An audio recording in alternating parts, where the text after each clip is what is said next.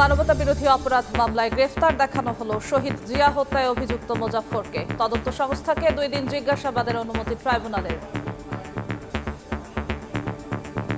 জুলাই আন্দোলনে এই যে মানবতা বিরোধী অপরাধ সংগঠিত হলো, সেখানে অনেক পরিকল্পনা তিনি বাস্তবায়নের সাথে জড়িত। ট্রাইব্যুনাল তাকে 2 দিন জিজ্ঞাসাবাদের জন্য আমাদেরকে অনুমতি দিয়েছেন।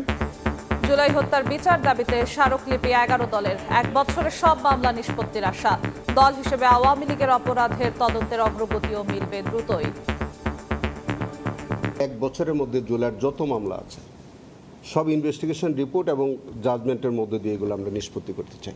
সংগঠন হিসেবে আওয়ামী লীগ কি অপরাধ করেছে, খুব দ্রুত গতিতে আমাদের এই সংগঠনের বিরুদ্ধে ইনভেস্টিগেশনটা চলমান আছে। কিছুদিনের মধ্যে আপনারা দৃশ্যমান একটা অগ্রগতি দেখতে পাবেন। ট্রিলিয়ন ডলারের অর্থনীতি করতে কাজ করছে সরকার। বিদেশিদের অংশীদার হওয়ার আহ্বান প্রধানমন্ত্রীর।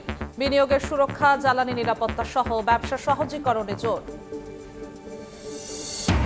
নৈতিক স্খলনে জামায়াত নেতা গাজী নজরুল দল থেকে বহিষ্কার হলেও এমপি পদ হারাবেন না। সংসদের চিঠি পেলে সিদ্ধান্ত নেবে ইসি।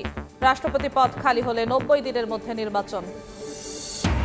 আবারও তীব্র হচ্ছে সিএনজি সংকট। ঘন্টার পর ঘন্টা দাঁড়িয়েও গ্যাস পাচ্ছেন না চালক। ব্যাহত নিত্যপণ্য সরবরাহ। কৃত্রিম সংকট তৈরি করে দাম বাড়ানোর পায়তারার অভিযোগ।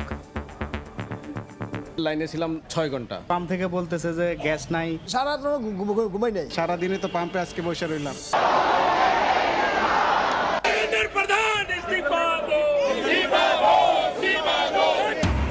শিক্ষামন্ত্রীর পদত্যাগ দাবিতে ভারত জুড়ে বিক্ষোভ। প্রশ্ন ফাঁসে জড়িতদের বিচার নিশ্চিতের ঘোষণা প্রধানমন্ত্রীর।